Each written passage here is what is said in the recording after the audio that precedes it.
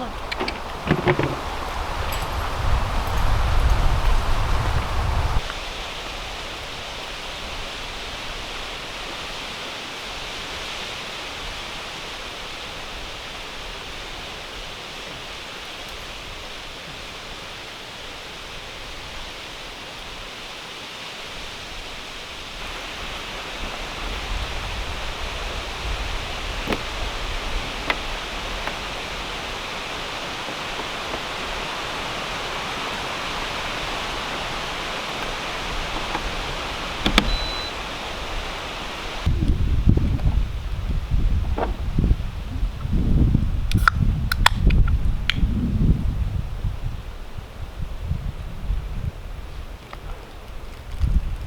River, a treat? Come here. Oh boy, here. Oh boy, we got a nice treat for you.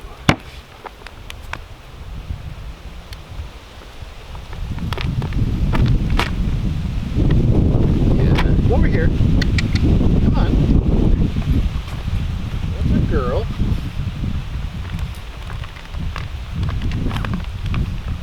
Over here.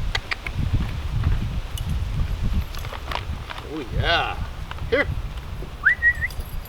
Thanks to everybody who provided funds for this treat for River. There you go. Yeah. She's gonna take that off camera and have a lot of fun with it. Thanks again.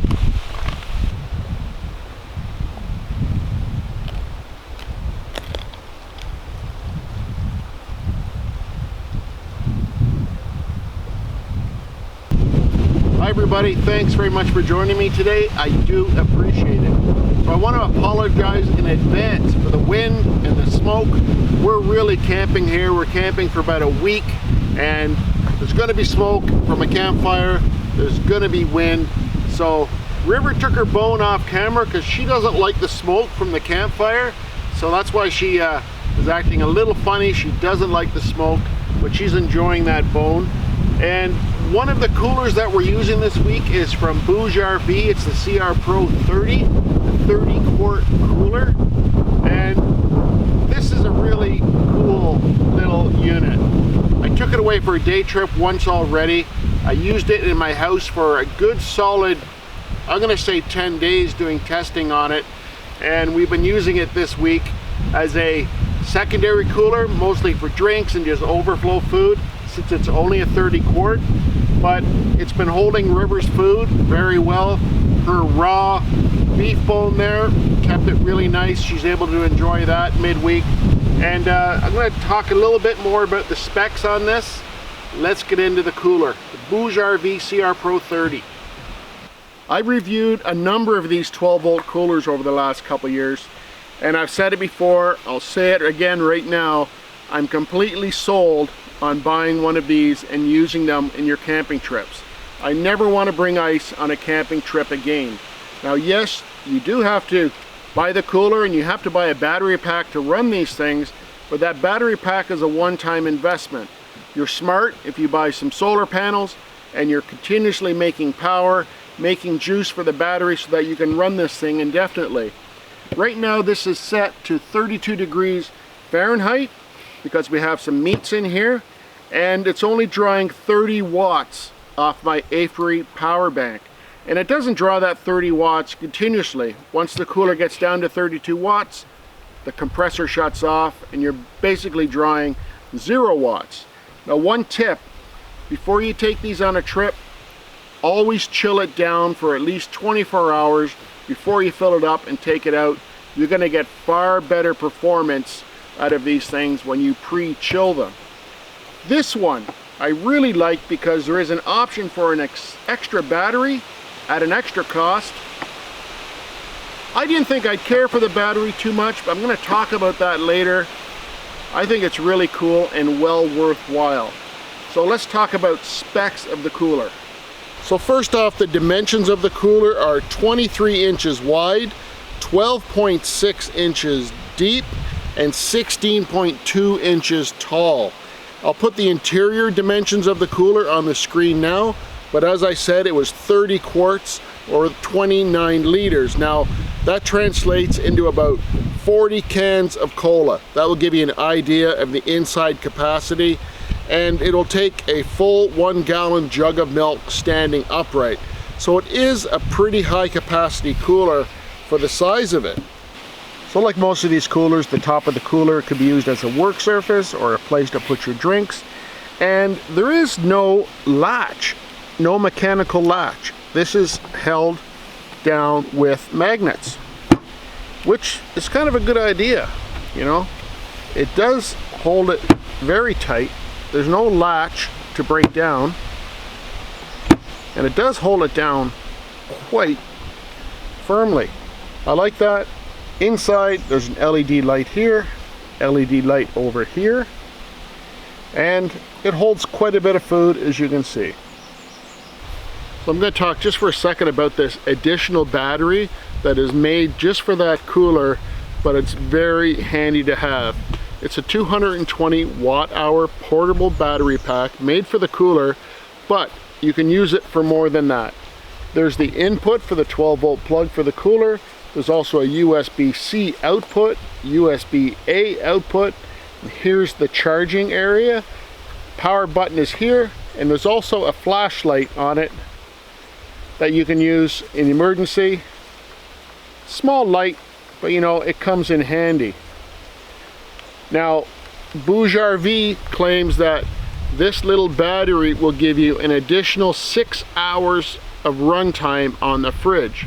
The way I've been using it is when the big battery is being charged up by the solar panels, I'll plug this little guy in, keep the cooler in the shade out of the sun, and it continues to work the cooler, keep everything cold or frozen. It's been working really well in that way. If you're driving to the cottage, you don't want to plug into your car, wear down your car battery. This thing works great. In your boat, you don't need to bring a big bulky battery pack with you. This will run the cooler for 6 hours. Now, my testing has shown that this can run your cooler for a lot more than 6 hours. My testing blew me away, actually. I don't get paid for any of these videos. I don't make anything off the sale of any of the products that I review, but I plugged this little battery in at 100% to the cooler. The cooler had been chilled down for 2 days already. I set it to 32 degrees. It was about half full of cans of pop or soda. It ran for more than 24 hours just off this battery. Over 24 hours just off this battery. How, I don't know, but it did. Now that was inside my house, controlled conditions. Yes, I know all that, but that was amazing to me. I didn't expect it to last the night, but it did. Maybe a worthwhile investment. This little battery pack is really user-friendly. Open up this compartment, which, by the way, if you don't purchase the battery pack, can be used to store all your cables, charging cables, etc. It's nice to have that little area, but you just slide the battery inside, make the connection to the battery right here, just like so. Easy as that. Close up the compartment. This end of the cable goes into the bottom of the cooler. Unplug the big battery, plug in the small BougeRV battery pack, and you're back in business. There is a divider in the cooler that comes with it. If you don't wish to use a divider, just remove it. Sometimes it's nice to be organized. Use the divider. So let's talk about the control panel. It's extremely easy to use. Now here's the power button, of course. The temperature is controlled by these positive and negative buttons. Positive brings the temperature up, negative brings it down. I have it set to 32 degrees at the moment. Now if you long press the settings button, you'll hear a beep, and that controls the high, medium, or low cutoff point for battery protection. If you're running this off your car battery, you want to have this set to a high setting so that it's not going to drain your starting battery and you're going to be able to start your vehicle and get home. A small press with the settings button causes the eco button to flash, and you can change that to max. You can leave it on eco. That deals with compressor speed. Now, if you're at home and you're pre-chilling this using a wall outlet, you want to have it on maximum. It's going to cool down the cooler as fast as possible. When you're running off a battery, keep it on eco mode. Now, if you want to switch from Fahrenheit to Celsius, just touch the settings button and the positive button for 3 seconds. Now we're into Celsius. You can toggle right back to Fahrenheit. No problem at all. Very easy to control this fridge.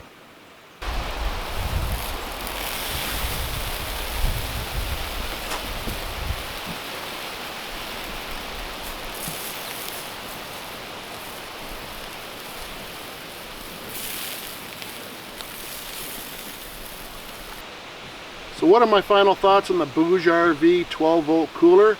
Should you buy one? Well, I'm not going to tell you to buy one or not. Doesn't really matter to me. I don't make any commission on the sales of these coolers. But what I can say, in the testing that I've done while I'm camping, real world camping, and the testing that I did at home, this worked flawlessly. And I really liked that it had a really low power consumption. It's a good size for 2 people. Did everything I asked it to do. So, it gets a thumbs up. I really like the way it worked. Thank you very much for watching the review. I do appreciate the time that you spend with the channel. Take care, everybody. We'll see you soon. Bye for now.